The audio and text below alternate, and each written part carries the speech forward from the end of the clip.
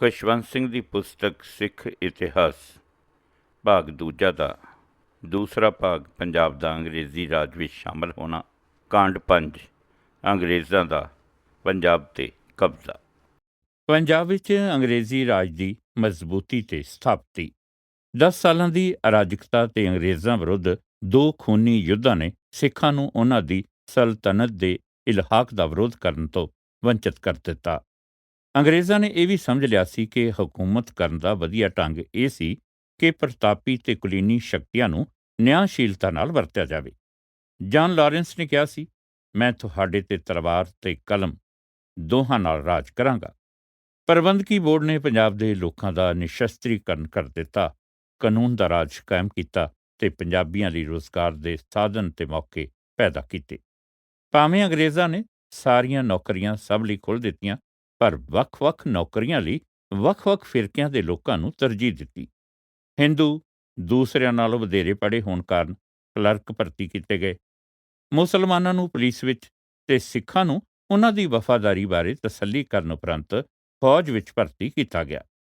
ਇਹ ਨੀਤੀ 1857 ਦੇ ਵਿਦਰੋਹ ਵਿੱਚ ਬਹੁਤ ਸਫਲ ਰਹੀ, ਜਦੋਂ ਸਾਰੇ ਉੱਤਰੀ ਭਾਰਤ ਨੇ ਅੰਗਰੇਜ਼ਾਂ ਵਿਰੁੱਧ ਬਗਾਵਤ ਕੀਤੀ ਸੀ, ਪਰ ਪੰਜਾਬ ਨੇ ਅੰਗਰੇਜ਼ਾਂ ਦਾ ਸਾਥ ਦਿੱਤਾ ਸੀ। ਗਦਰ ਤੋਂ ਪਿੱਛੋਂ ਸਰਕਾਰ ਨੇ ਆਪਣੇ ਜਨਤਕ ਭਲਾਈ ਦੇ ਕੰਮਾਂ ਜਿਵੇਂ ਸੜਕਾਂ, ਰੇਲਵੇ ਮਾਰਗਾਂ, ਸਕੂਲਾਂ ਤੇ ਹਸਪਤਾਲਾਂ ਦੇ ਨਿਰਮਾਣ ਦਾ ਕੰਮ ਮੁੜ ਸ਼ੁਰੂ ਕੀਤਾ। ਇਹਨਾਂ ਕਾਰਜਾਂ ਵਿੱਚੋਂ ਸਭ ਤੋਂ ਮਹਾਨ ਕਾਰਜ ਪੰਜਾਬ ਦੇ ਦਰਿਆਵਾਂ ਦੇ ਵਿਚਕਾਰਲੇ ਦੁਆਬਿਆਂ ਦੀ ਰੇਤਲੀ ਭੂਮੀ ਦਾ ਸੁਧਾਰ ਤੇ ਨਹਿਰਾਂ ਦੀ ਖੁਦਾਈ ਸੀ। ਪੰਜਾਬ ਭਾਰਤ ਦਾ ਅਨਾਜ ਭੰਡਾਰ ਬਣ ਗਿਆ।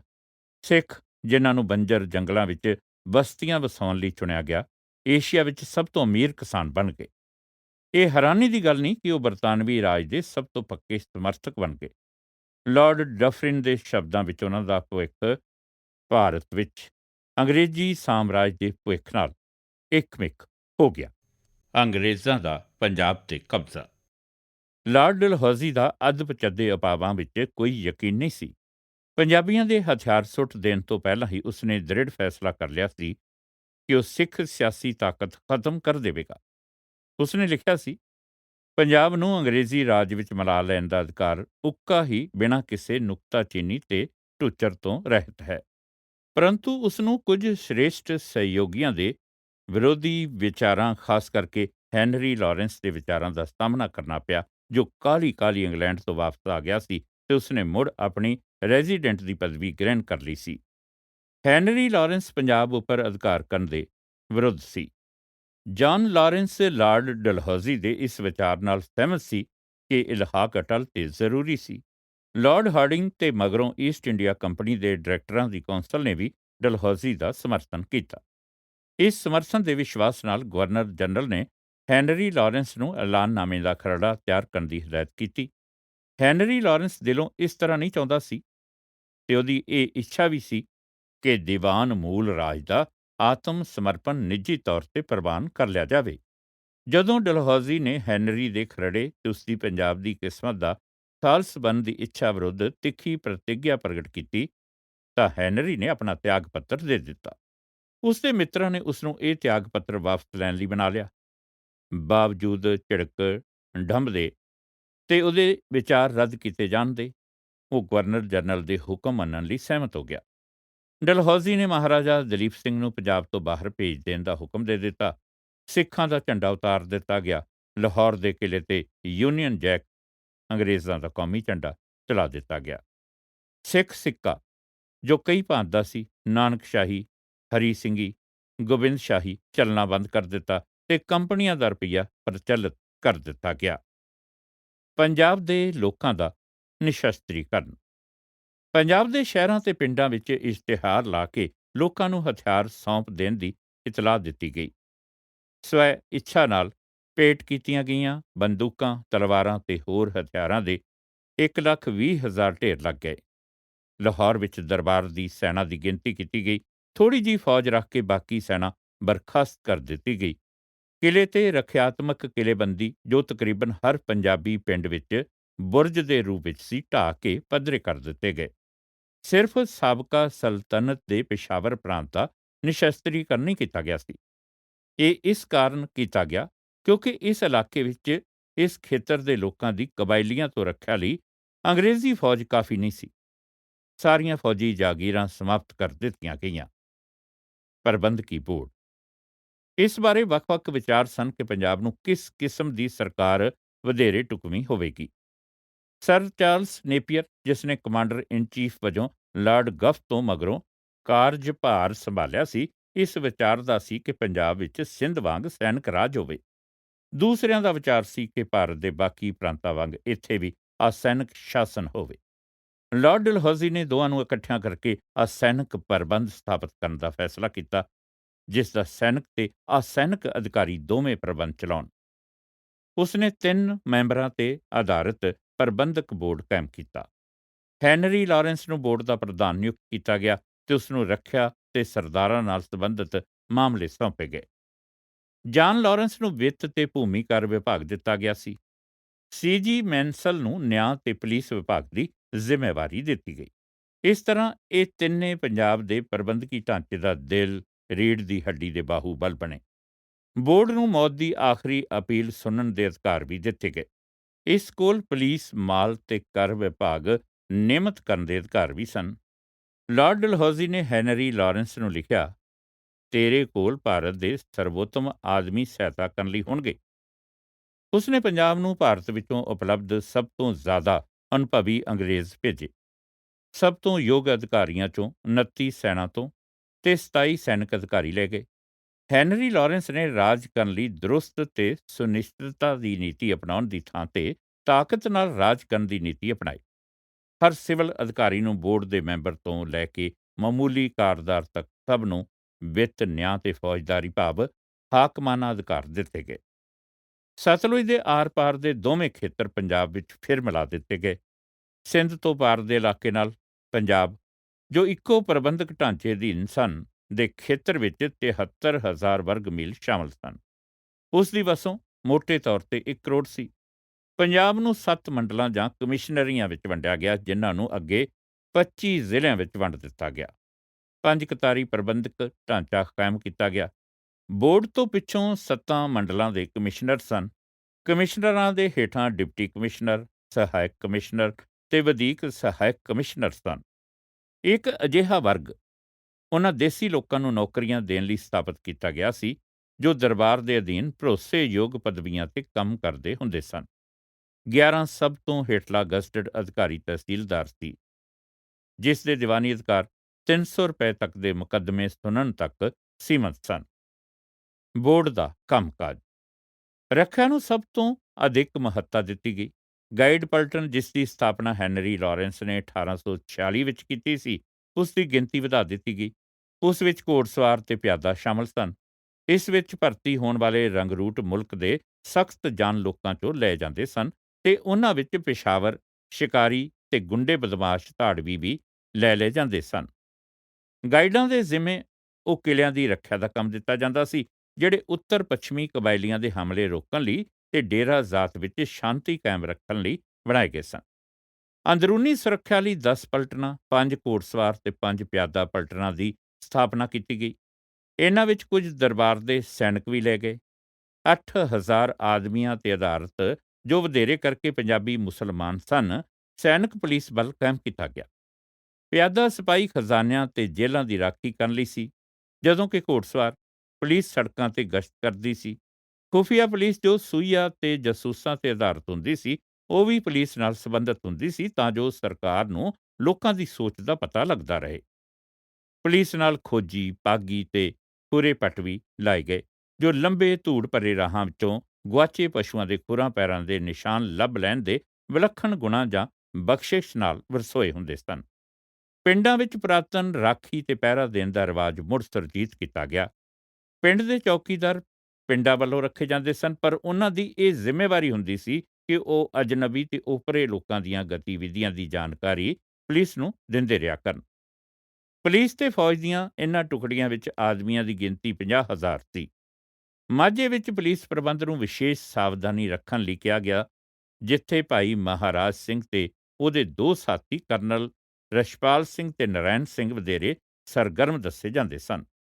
ਇੱਕ ਵਾਰ ਜਦੋਂ ਰਾਜ ਵਿੱਚ ਸ਼ਾਂਤੀ ਕਾਇਮ ਹੋ ਜਾਣ ਦਾ ਵਿਸ਼ਵਾਸ ਹੋ ਗਿਆ, ਤਾਂ ਲੋਕ ਨਿਰਮਾਣ ਦੇ ਕੰਮ ਹੱਥ ਵਿੱਚ ਲੈ ਗਏ। ਦਿੱਲੀ ਤੋਂ ਪਿਸ਼ਾਵਰ ਤੱਕ ਦੀ ਜਰਨੈਲੀ ਸੜਕ ਦੀ ਮੁੜ ਉਸਾਰੀ ਕੀਤੀ ਗਈ। ਵੱਡੇ ਸ਼ਹਿਰੀ ਤੇ ਫੌਜੀ ਛਾਉਣੀਆਂ ਨੂੰ ਜੋੜਨ ਲਈ ਸੜਕਾਂ ਬਣਾਉਣ ਦਾ ਕਾਰਜ ਸ਼ੁਰੂ ਕੀਤਾ ਗਿਆ। ਪੰਜਾਬ ਵਿੱਚ ਨਹਿਰਾਂ ਦਾ ਕਾਫੀ ਢਾਂਚਾ ਸੀ। ਲੋਕ ਨਿਰਮਾਣ ਵਿਭਾਗ ਨੇ ਹਸਲੀ ਨਹਿਰ ਸਾਫ਼ ਕਰਵਾਈ, ਜੋ ਅੰਮ੍ਰਿਤਸਰ ਦੇ ਗੁਰਦੁਆਰਿਆਂ ਤੇ ਮੰਦਰਾਂ ਦੇ ਸਰੋਵਰਾਂ ਨੂੰ ਅਤੇ ਲਾਹੌਰ ਦੇ ਸ਼ਾਲਾਮਾਰ ਨੂੰ ਪਾਣੀ ਪਹੁੰਚਾਉਂਦੀ ਸੀ।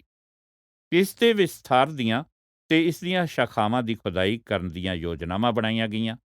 ਨਹਿਰਾਂ ਤੇ ਸੜਕਾਂ ਦੇ ਕਿਨਾਰੇ ਦਰਖਤ ਲਗਵਾਏ ਗਏ। ਦੌਰੇ ਤੇ ਜਾਣ ਵਾਲੇ ਅਫਸਰਾਂ ਦੇ ਠਹਿਰਨ ਲਈ ਡਾਕ ਬੰਗਲੇ ਬਣਵਾਏ ਗਏ। ਬੰਜਰ ਭੂਮੀ ਉੱਪਰ ਜੰਗਲ ਲਾਉਣ ਦਾ ਕਾਰਜ ਵੀ ਸ਼ੁਰੂ ਕੀਤਾ ਗਿਆ। ਲਾਹੌਰ, ਗੁਰਦਾਸਪੁਰ ਤੇ ਗੁਜਰਾਂਵਾਲਾ ਵਿੱਚ 10 ਲੱਖ ਪੌਦੇ ਲਾਏ ਗਏ। ਇਹਨਾਂ ਪੌਦਿਆਂ ਵਿੱਚ 90 ਕਿਸਮਾਂ ਇਮਾਰਤੀ ਲੱਕੜੀ ਦੇ ਬੂਟਿਆਂ ਦੀਆਂ ਸਨ। ਵਿਸ਼ਾਲ ਖੇਤਰ ਚਰਾਗਾਹਾਂ ਯਾਨੀ ਰੱਖਾਂ ਵਜੋਂ ਛੱਡੇ ਗਏ। ਭੂਮੀ ਮਾਲਕਾਂ ਨੂੰ ਪ੍ਰੇਰਨਾ ਕੀਤੀ ਗਈ ਕਿ ਉਹ ਦਰਖਤ ਲਗਾਉਣ। ਅਜਿਹੀ ਭੂਮੀ ਲਗਾਨ ਤੋਂ ਮੁਕਤ ਕਰ ਦਿੱਤੀ ਗਈ। ਬੋਰਡ ਦਾ ਸਭ ਤੋਂ ਵੱਡਾ ਯੋਗਦਾਨ ਕਾਸ਼ਤਕਾਰ ਕਿਸਾਨਾਂ ਦੀ ਹਾਲਤ ਸੁਧਾਰਨ ਲਈ ਸੀ, ਜੋ ਵਸੋਂ ਦਾ ਬਹੁਤ ਵੱਡਾ ਹਿੱਸਾ ਸਨ। ਫਸਲਾਂ ਦੀਆਂ ਨਵੀਆਂ ਕਿਸਮਾਂ ਪ੍ਰਚਲਿਤ ਕੀਤੀਆਂ ਗਈਆਂ। ਨਿਊ ਔਰਲੀਨ ਕਪਾਹ ਯਾਨੀ ਨਰਮਾ, ਗੰਨਾ, ਅਲਸੀ, ਤੰਬਾਕੂ ਤੇ ਜੜ੍ਹਾਂ ਵਾਲੀਆਂ ਫਸਲਾਂ ਮੈਦਾਨਾਂ ਵਿੱਚ ਬੀਜੀਆਂ ਜਾਣੀਆਂ ਸ਼ੁਰੂ ਕੀਤੀਆਂ ਗਈਆਂ ਤੇ ਚਾਹ ਮਰੀ ਦੀਆਂ ਪਹਾੜੀ ਢਲਾਨਾਂ ਤੇ ਕਾਂਗੜਾ ਘਾਟੀ 'ਚ ਪੈਦਾ ਕੀਤੀ ਜਾਣ ਲੱਗੀ। ਪੰਜਾਬ ਵਿੱਚ ਸ਼ਹਿਤੂਤ ਦੇ ਦਰਖਤ ਪਹਿਲਾਂ ਹੀ ਬਹੁਤ ਸਨ। ਰੇਸ਼ਮ ਦੇ ਕੀੜਿਆਂ ਦੇ ਆਯਾਤ ਨਾਲ ਰੇਸ਼ਮ ਦੇ ਕੀੜਿਆਂ ਦੇ ਪਾਲਣ ਤੇ ਰੇਸ਼ਮ ਉਤਪਾਦਨ ਵਿੱਚ ਬਹੁਤ ਵਾਧਾ ਹੋਇਆ। ਇਟਲੀ ਦੇ ਮੈਰੀਨੋ ਛਤਰਿਆਂ ਦਾ ਸਥਾਨਕ ਭੇਡਾਂ ਨਾਲ ਸੰਯੋਗ ਕਰਵਾ ਕੇ ਨਵੀਂ ਨਸਲ ਪੈਦਾ ਕੀਤੀ ਗਈ, ਜਿਸ ਨਾਲ ਮਾਸ ਤੇ ਉੱਨ ਦੋਹਾਂ ਦੀ ਉਪਜ ਵਿੱਚ ਕਾਫੀ ਲਾਭਕਾਰੀ ਵਾਧਾ ਹੋਇਆ। ਜਾਨ ਲਾਰੈਂਸ ਵੱਲੋਂ ਉਹਨਾਂ ਤਬਦੀਲੀਆਂ ਦਾ ਲਾਭ ਜੋ ਉਸਨੇ ਰੈਜ਼ੀਡੈਂਟ ਦੇ ਤੌਰ ਤੇ ਕੰਮ ਕਰਦਿਆਂ ਚਾਲੂ ਕੀਤੀਆਂ ਸਨ, ਹੁਣ ਮਹਿਸੂਸ ਕੀਤਾ ਜਾਣ ਲੱਗਾ। ਲਗਾਨ ਦੀ ਦਰ ਘਟਾਉਣ ਦੇ ਬਾਵਜੂਦ ਭੂਮੀ ਕਰ, ਜੋ 1849 ਵਿੱਚ 130 ਲੱਖ ਰੁਪਏ ਸੀ, 1851 ਵਿੱਚ ਵੱਧ ਕੇ 160 ਲੱਖ ਰੁਪਏ ਹੋ ਗਿਆ। ਬੋਰਡ ਨੇ ਆਪਣੇ ਪਹਿਲਾਂ ਦੇ 2 ਸਾਲਾਂ ਦੇ ਪ੍ਰਬੰਧ ਵਿੱਚ ਕ੍ਰਮਵਾਰ ਆਪਣੇ ਬਿਚਕ ਵਿੱਚ 102 ਲੱਖ ਤੇ 96 ਲੱਖ ਦੀ ਬਚਤ ਵਿਖਾਈ। ਰਾਜ ਉੱਪਰ ਕਬਜ਼ਾ ਕਰ ਲੈਣ ਤੋਂ ਪਹਿਲਾਂ ਵੀ ਕਰ ਸੁਧਾਰ ਲਈ ਕੁਝ ਕਦਮ ਉਠਾਏ ਗਏ ਸਨ। ਦਰਬਾਰ ਵੱਲੋਂ 48 ਪ੍ਰਕਾਰ ਦੇ ਟੈਕਸ ਲਾਏ ਜਾਂਦੇ ਸਨ ਤੇ ਅਣਗਿਣਤ ਮਹਿਸੂਲ ਤੇ ਚੁੰਗੀ ਚੌਕੀਆਂ ਸਨ। ਬੋਰਡ ਨੇ ਸਭ ਅੰਦਰੂਨੀ ਕਰ ਸਮਾਪਤ ਕਰ ਦਿੱਤੇ ਤੇ ਸੀਮਾ ਉੱਪਰ ਆਯਾਤ ਤੇ ਨਿਰਯਾਤ ਕਰ ਉਗਰਾਉਣ ਲਈ ਚੌਕੀਆਂ ਕਾਇਮ ਕਰ ਦਿੱਤੀਆਂ। ਆਬਕਾਰੀ ਕਰ ਦਵਾਈਆਂ ਤੇ ਨਸ਼ੀਲੀਆਂ ਵਸਤੂਆਂ ਤੇ ਲਾਇਆ ਗਿਆ। ਪੱਤਨਾਂ ਤੇ ਕਰ ਲਾਇਆ ਗਿਆ।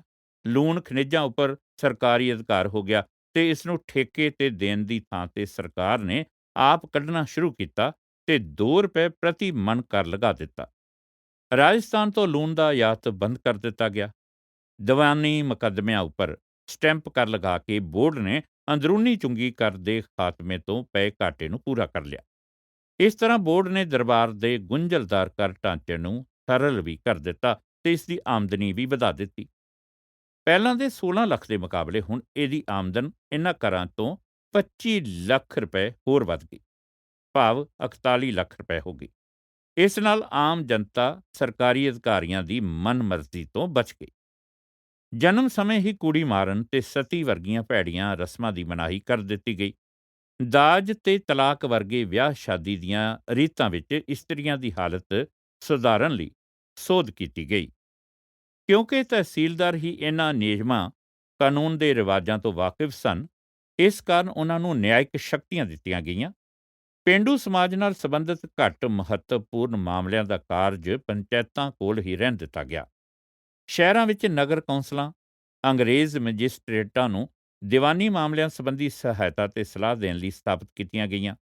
ਬੋਰਡ ਨੂੰ ਇਹ ਵੇਖ ਕੇ ਹੈਰਾਨੀ ਹੋਈ ਕਿ ਸਾਬਕਾ ਪੰਜਾਬ ਦੀ ਬਾਦਸ਼ਾਹੀ ਵਿੱਚ ਸਾਖਰਤਾ ਦੀ ਦਰ ਕਈ ਬਰਤਾਨਵੀ ਹਕੂਮਤ ਦੇ ਪ੍ਰਾਂਤਾਂ ਨਾਲੋਂ ਜ਼ਿਆਦਾ ਸੀ। ਪੰਜਾਬ ਵਿੱਚ ਕਾਫੀ ਪ੍ਰਾਰੰਭਕ ਸਕੂਲ ਸਨ, ਜਿਨ੍ਹਾਂ ਵਿੱਚੋਂ 16 ਲੜਕੀਆਂ ਦੇ ਸਕੂਲ ਲਾਹੌਰ ਵਿੱਚ ਹੀ ਸਨ। ਬੋਰਡ ਨੇ ਦੇਸੀ ਮਦਰਸਿਆਂ ਨੂੰ ਕੰਮ ਕਰਨ ਦੀ ਆਗਿਆ ਦੇ ਦਿੱਤੀ ਤੇ ਇਸ ਤੋਂ ਬਿਨਾਂ ਵੱਡਿਆਂ ਸ਼ਹਿਰਾਂ ਵਿੱਚ ਉਚੇਰੀ ਸਿੱਖਿਆ ਲਈ ਕੇਂਦਰੀ ਸਕੂਲ ਖੋਲ੍ਹੇ। ਇਸ ਨੇ ਸਰਕਾਰੀ ਕੰਮ ਧੰਦੇ ਲਈ ਫਾਰਸੀ ਦੀ ਵਰਤੋਂ ਨਵੇਂ ਮਲਾਏ ਇਲਾਕੇ ਵਿੱਚ ਤੇ ਪੂਰਬੀ ਪੰਜਾਬ ਵਿੱਚ ਉਰਦੂ ਦੀ ਵਰਤੋਂ ਜਾਰੀ ਰੱਖਣ ਦਾ ਫੈਸਲਾ ਕੀਤਾ। ਬੋਰਡ ਦਾ ਸ਼ਾਸਨ ਬੜਾ ਸ਼ਲਾਘਾਯੋਗ ਸੀ। ਇਸ ਨਾਲ ਉਸ ਮੁਲਕ ਵਿੱਚ ਅਮਨ ਤੇ ਖੁਸ਼ਹਾਲੀ ਆਈ ਜਿੱਥੇ 10 ਸਾਲ ਗ੍ਰਹਿ ਯੁੱਧ ਰਿਹਾ ਸੀ। ਅਗਸਤ 1852 ਵਿੱਚ ਬੋਰਡ ਨੇ ਆਪਣੇ ਪਹਿਲੇ 2 ਸਾਲਾਂ ਦੀ ਰਿਪੋਰਟ ਪੇਸ਼ ਕੀਤੀ। ਇਸ ਨੇ ਬੜੇ ਮਾਣ ਨਾਲ ਬਿਆਨ ਕੀਤਾ ਕਿ ਹਿੰਦੁਸਤਾਨ ਵਿੱਚ ਹੁਣੇ ਜੇ ਅਧਿਕਾਰ ਹੇਠ ਲਿਆਂਦੇ ਇਲਾਕਿਆਂ ਜਿਹੀ ਸ਼ਾਂਤੀ ਹੋਰ ਕਿਧਰੇ ਨਹੀਂ ਹੈ। ਇਸ ਨੇ ਉਹਨਾਂ ਇਲਾਕਿਆਂ ਦੀ ਪ੍ਰਸ਼ੰਸਾ ਵੀ ਕੀਤੀ ਜਿਨ੍ਹਾਂ ਦਾ ਪ੍ਰਬੰਧ ਇਸ ਨੇ ਕੀਤਾ। ਕਿਸੇ ਹੋਰ ਇਲਾਕੇ ਨਾਲੋਂ ਇਹ ਲੋਕ ਘੱਟ ਪੱਖਪਾਤੀ ਹਨ ਤੇ ਇਹਨਾਂ ਵਿੱਚ ਰੋਕ ਪਾਉਣ ਵਾਲੇ ਤੱਤ ਵੀ ਘੱਟ ਹਨ। ਸਿੱਖਾਂ ਵਿੱਚ ਜਨੂੰਨ ਤੇ ਕੱਟੜਤਾ ਖਤਮ ਹੋ ਰਹੀ ਹੈ। ਹਿੰਦੂਆਂ ਵਿੱਚ ਵਹਿਮ ਪ੍ਰਸਤੀ ਵੀ ਘੱਟ ਹੈ ਤੇ ਪੁਜਾਰੀ ਸ਼੍ਰੇਣੀ ਦਾ ਵੀ ਪ੍ਰਭਾਵ ਘੱਟ ਹੈ ਤੇ ਮੁਸਲਮਾਨ ਵੀ ਭਾਰਤ ਦੇ ਕਿਸੇ ਹੋਰ ਹਿੱਸੇ ਵਿੱਚ ਵਸਦੇ ਆਪਣੇ ਸਹਿ ਧਰਮੀਆਂ ਨਾਲੋਂ ਘੱਟ ਕੱਟੜ ਤੇ ਰਵਾਇਤੀ ਸ਼ਰਾਹ ਦੇ ਪਾਬੰਦ ਹਨ। ਗਵਰਨਰ ਜਨਰਲ ਤੇ ਈਸਟ ਇੰਡੀਆ ਕੰਪਨੀ ਦੇ ਡਾਇਰੈਕਟਰਾਂ ਨੇ ਚੰਗੇ ਨਤੀਜਿਆਂ ਤੇ ਖੁਸ਼ਹਾਲੀ ਲਈ ਬੋਰਡ ਨੂੰ ਵਧਾਈ ਦਿੱਤੀ। ਇਸ ਤਬਦੀਲੀ ਦਾ ਸਿੱਖ ਭਾਈਚਾਰੇ ਤੇ ਸਮਾਜ ਉੱਪਰ ਕੀ ਪ੍ਰਭਾਵ ਪਿਆ? ਰਣਭੂਮੀ ਵਿੱਚ ਵਾਰ-ਵਾਰ ਹਾਰ ਨੇ ਤੇ ਇਸ ਜਾਣਕਾਰੀ ਪਿੱਛੋਂ ਕਿ ਕੌਮੀ ਹਿੱਤਾਂ ਨਾਲ ਗਦਾਰੀ ਕੀਤੀ ਗਈ ਹੈ, ਆਮ ਸਿੱਖਾਂ ਵਿੱਚ ਸ਼ਾਹੀ ਪਰਿਵਾਰ ਤੇ ਸਰਦਾਰ ਘਰਾਣਿਆਂ ਤੇ ਕੁਲੀਨਾਂ ਬਾਰੇ ਉਹਨਾਂ ਦਾ ਭਰਮ ਤੋੜ ਦਿੱਤਾ ਤੇ ਉਹ ਨਿਰਾਸ਼ ਹੋ ਗਏ। ਇਸ ਦੇ ਸਿੱਟੇ ਵਜੋਂ ਭਾਵੇਂ ਭਾਈ ਮਹਾਰਾਜ ਸਿੰਘ ਦਾ ਕਿਤਨਾ ਵੀ ਸਤਿਕਾਰ ਸੀ, ਉਹ ਸਿੱਖ ਜਨਤਾ ਵਿੱਚ ਦਰਬਾਰ ਪ੍ਰਤੀ ਲੜਾਈ ਲੜਨ ਦਾ ਜੋਸ਼ ਪੈਦਾ ਨਾ ਕਰ ਸਕਿਆ। ਜਦੋਂ ਉਸ ਨੂੰ ਗ੍ਰਿਫਤਾਰ ਕਰਕੇ ਸਿੰਗਾਪੁਰ ਜਲਾਵਤਨ ਕਰ ਦਿੱਤਾ ਗਿਆ ਤਾਂ ਸਿੱਖਾਂ ਵਿੱਚ ਉਹਦੀ ਗ੍ਰਿਫਤਾਰੀ ਵਿਰੁੱਧ ਕੋਈ ਗੜਬੜ ਜਾਂ ਅੰਦੋਲਨ ਨਾ ਹੋਇਆ। ਡਲਹੌਜ਼ੀ ਨੇ ਸ਼ਾਹੀ ਪਰਿਵਾਰ ਨੂੰ ਪੰਜਾਬ ਤੋਂ ਬਾਹਰ ਕੱਢ ਦਿੱਤਾ ਤੇ ਸਤਲੁਜ ਤੋਂ ਉਰਾਰ ਯਾਨੀ ਲਾਹੌਰ ਵੱਲ ਦੇ ਖੇਤਰ ਦੇ ਸਭ ਸਿੱਖ ਸਰਦਾਰ ਖਤਮ ਕਰ ਦਿੱਤੇ। ਸਿੱਖ ਕਿਸਾਨ ਤੇ ਸਿਪਾਹੀ ਸ਼ੱਕੀ ਹੋ ਗਏ ਤੇ ਉਹਨਾਂ ਨੂੰ ਪੁਲਿਸ ਜਾਂ ਫੌਜ ਵਿੱਚ ਬਹੁਤ ਥੋੜ੍ਹੀਆਂ ਨੌਕਰੀਆਂ ਦਿੱਤੀਆਂ ਗਈਆਂ ਤੇ ਇਹਨਾਂ ਵਿੱਚ ਵਧੇਰੇ ਕਰਕੇ ਮੁਸਲਮਾਨ ਭਰਤੀ ਕੀਤੇ ਗਏ। ਹੈਰਾਨੀ ਦੀ ਗੱਲ ਨਹੀਂ ਕਿ ਬਰਖਾਸਤ ਕੀਤੇ ਖਾਲਸਾ ਸੈਨਿਕ ਜਿਨ੍ਹਾਂ ਵਿੱਚ 40,000 ਤਾਂ ਐਂਗਲੋ ਸਿੱਖ ਯੁੱਧਾਂ ਮਗਰੋਂ ਖੁੱਲ੍ਹੇ ਫਿਰ ਰਹੇ ਸਨ, ਅਪਰਾਧ ਕਰਨ ਲੱਗੇ। ਕੇਂਦਰੀ ਪੰਜਾਬ ਦੇ ਜ਼ਿਲ੍ਹੇ ਵਿੱਚ ਡਾਕੂਆਂ ਦੀ ਭਰਮਾਰ ਹੋ ਗਈ, ਜਿਨ੍ਹਾਂ ਵਿੱਚੋਂ ਜ਼ਿਆਦਾ ਸਿੱਖ ਹੀ ਸਨ। ਠੱਗੀ ਆਮ ਹੀ ਹੋ ਗਈ ਤੇ ਠੱਗ ਵਧੇਰੇ ਕਰਕੇ ਮਜ਼ਹਬੀ ਸਿੱਖਾਂ ਜਾਂ ਸੈਣੀਆਂ ਵਿੱਚੋਂ ਹੀ ਸਨ। ਠੱਗੀ ਦਾ ਦਮਨ ਕਰਨ ਲਈ ਸਰਕਾਰ ਸੁਪਰਡੈਂਟ ਨਿਯੁਕਤ ਕਰਨ ਲਈ ਮਜਬੂਰ ਹੋ ਗਈ ਤੇ ਆਖਰ ਇਸ ਨੂੰ ਬੜੀ ਸਖਤੀ ਨਾਲ ਦਬਾਇਆ ਗਿਆ। ਇਲਹਾਕ ਦਾ ਸਭ ਤੋਂ ਮਹੱਤਵਪੂਰਨ ਪ੍ਰਭਾਵ ਹਿੰਦੂ ਸਿੱਖਾਂ ਦੇ ਸਬੰਧਾਂ ਤੇ ਪਿਆ। ਜਿਵੇਂ ਪਹਿਲਾਂ ਵੀ ਦੱਸਿਆ ਗਿਆ ਕਿ ਜਦ ਤੋਂ ਖਾਲਸਾ ਪੰਥ ਇੱਕ ਰਾਜਸੀ ਸ਼ਕਤੀ ਬਣਿਆ ਸੀ, ਬਹੁਤ ਸਾਰੇ ਹਿੰਦੂ ਜੋ ਖਾਲਸਾ ਨੂੰ ਹਿੰਦੂਆਂ ਦਾ ਹਰਾਵਲ ਦਸਤਾ ਹੀ ਸਮਝਦੇ ਸਨ, ਉਹਨਾਂ ਨੇ ਖੰਡੇ ਦਾ ਅੰਮ੍ਰਿਤ ਛਕ ਲਿਆ। ਸਿੱਖ ਰਾਜ ਦੌਰਾਨ ਸਿੱਖ ਤੇ ਹਿੰਦੂ ਦਾ ਭੇਦ ਸਿਰਫ ਸ਼ਕਲ ਸੂਰਤ ਦਾ ਫਰਕ ਹੀ ਸੀ। ਖਾਲਸਾ ਦਾੜੀ ਕੇਸ ਰੱਖਦਾ ਸੀ, ਹਿੰਦੂ ਨਹੀਂ। ਬਾਕੀ ਗੱਲਾਂ ਵਿੱਚ ਤਾਂ ਬ੍ਰਾਹਮਣੀ ਹਿੰਦੂ ਧਰਮ ਹੀ ਛਾ ਗਿਆ ਸੀ। ਨਵੇਂ ਸਿੱਖ ਸਰਦਾਰ ਹਿੰਦੂ ਰਾਜਪੂਤ ਰਾਜਿਆਂ ਦੀ ਨਕਲ ਕਰਦੇ ਤੇ ਗੁਰੂ ਗ੍ਰੰਥ ਸਾਹਿਬ ਦੇ ਨਾਲ ਹਿੰਦੂ ਦੇਵੀ ਦੇਵਤਿਆਂ ਦੀ ਪੂਜਾ ਕਰਦੇ, ਹਿੰਦੂਆਂ ਦੇ ਪਵਿੱਤਰ ਤੀਰਥ ਅਸਥਾਨਾਂ ਦੀ ਯਾਤਰਾ ਕਰਦੇ, ਬ੍ਰਾਹਮਣਾਂ ਨੂੰ ਭੋਜਨ ਛਕਾਉਂਦੇ, ਜੋਤਸ਼ੀਆਂ ਤੇ ਨਜ਼ੂਮੀਆਂ ਕੋਲ ਟੇਵੇ ਲਵਾਉਂਦੇ, ਪਤੀਆਂ ਦੀ ਮੌਤ ਤੇ ਵਿਧਵਾਵਾਂ ਨੂੰ ਸਤੀ ਹੋਣ ਲਈ ਮਜਬੂਰ ਕਰਦੇ। ਕੁਝ ਖਾਸ ਵਰਗਾਂ ਜਿਵੇਂ ਬੇਦੀਆਂ ਵਿੱਚ ਜਿਸ ਜਾਤੀ ਨਾਲ ਗੁਰੂ ਨਾਨਕ ਦਾ ਸੰਬੰਧ ਸੀ, ਜਨਮ ਸਮੇਂ ਕੁੜੀਆਂ ਮਾਰਨ ਦਾ ਰਿਵਾਜ ਮੁੜ ਪ੍ਰਚਲਿਤ ਹੋ ਗਿਆ ਸੀ।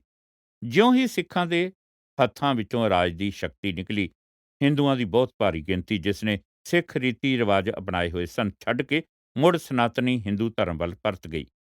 ਉਹਨਾਂ ਦੇ ਨਾਲ ਉਹ ਲੋਕ ਵੀ ਸਿੱਖ ਧਰਮ ਨੂੰ ਛੱਡ ਗਏ ਜਿਨ੍ਹਾਂ ਨੇ ਕਈ ਪੀੜ੍ਹੀਆਂ ਤੋਂ ਸਿੱਖ ਧਰਮ ਅਪਣਾਇਆ ਹੋਇਆ ਸੀ। ਲਾਰਡ ਡਲਹੌਜ਼ੀ ਨੇ ਆਪਣੀਆਂ ਦੋ ਸੰਖੇਪ ਜਿਹੀਆਂ ਪੰਜਾਬ ਦੀਆਂ ਯਾਤਰਾਵਾਂ ਵਿੱਚ ਇਸ ਪ੍ਰਵਿਰਤੀ ਨੂੰ ਤਾੜ ਲਿਆ। ਗਵਰਨਰ ਜਨਰਲ ਨੇ ਲਿਖਿਆ, ਉਹਨਾਂ ਦੇ ਮਹਾਨ ਗੁਰੂ ਗੋਬਿੰਦ ਨੇ ਜ਼ਾਤ-ਪਾਤ ਖਤਮ ਕਰਨ ਦੀ ਕੋਸ਼ਿਸ਼ ਕੀਤੀ ਤੇ ਕਾਫੀ ਹੱਦ ਤੱਕ ਉਹ ਸਫਲ ਹੋ ਗਿਆ, ਪਰੰਤੂ ਉਹ ਹੁਣ ਫਿਰ ਹੌਲੀ-ਹੌਲੀ ਪਤਿਤ ਹੋ ਕੇ ਹਿੰਦੂ ਧਰਮ ਵੱਲ ਪਰਤ ਰਹੇ ਹਨ ਤੇ ਉਹ ਜਿਹੜੇ ਕਿ ਸਿੱਖਾਂ ਦੇ ਤੌਰ ਤੇ ਵਿਚਰ ਰਹੇ ਹਨ, ਉਹ ਵੀ ਹਰ ਸਾਲ ਹਿੰਦੂ ਬਣ ਰਹੇ ਹਨ। ਇੱਥੋਂ ਤੱਕ ਕਿ ਸਰ ਜਾਰਜ ਕਲਾਰਕ, ਜੋ ਅੱਜ-ਕੱਲ੍ਹ 1847 ਤੋਂ 48 ਵਿੱਚ ਬੰਬਈ ਦਾ ਗਵਰਨਰ ਹੈ, ਕਿਹਾ ਕਰਦਾ ਸੀ, ਅਗਲੇ 50 ਸਾਲਾਂ ਵਿੱਚ ਸਿੱਖ ਧਰਮ ਖਤਮ ਹੋ ਜਾਵੇਗਾ। ਇਸ ਵਿਚਾਰ ਨਾਲ ਹੁਣ ਸਹਿਮਤ ਹੋਣਾ ਸੰਭਵ ਨਹੀਂ, ਭਾਵੇਂ 6 ਮਹੀਨੇ ਪਹਿਲਾਂ ਨਾਲੋਂ ਇਸ ਦੀ ਸੰਭਾਵਨਾ ਕੁਝ ਵਧੇਰੇ ਹੈ। ਬੋਰਡ ਦਾ ਖਾਤਮਾ।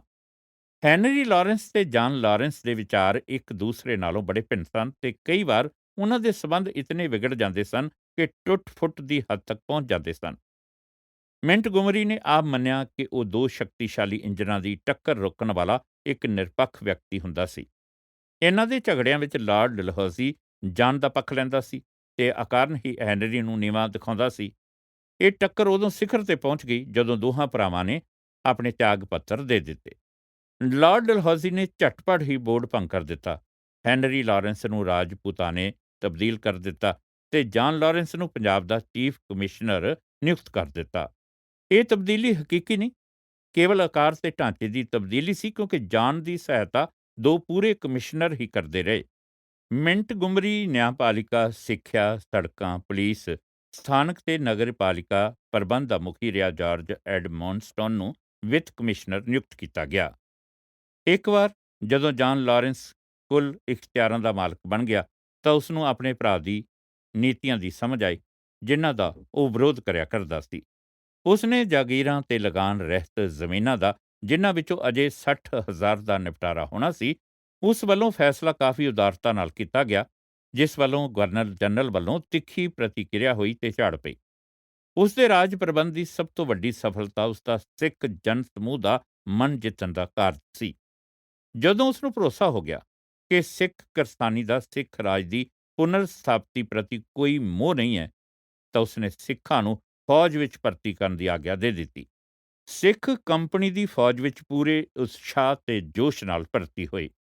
ਉਹਨਾਂ ਦੀ ਪਠਾਨਾਂ ਕਬਾਇਲੀਆਂ ਵਿਰੁੱਧ, ਅੰਗਰੇਜ਼ਾਂ ਦੀ ਬਰਮਾ ਵਿਰੁੱਧ ਹੋਈ 1852 ਦੀ ਜੰਗ ਵਿੱਚ ਵਿਖਾਈ ਗਈ ਕਾਰਗੁਜ਼ਾਰੀ ਨੇ ਅੰਗਰੇਜ਼ ਸੈਨਾਪਤੀਆਂ ਨੂੰ ਉਤਸ਼ਾਹਿਤ ਕੀਤਾ ਤੇ ਉਹਨਾਂ ਨੇ ਭਾਰੀ ਗਿਣਤੀ ਵਿੱਚ ਸਿੱਖਾਂ ਨੂੰ ਫੌਜ ਵਿੱਚ ਭਰਤੀ ਕਰ ਲਿਆ। ਬਾਕੀ ਅਗਲੇ ਹਿੱਸੇ ਵਿੱਚ।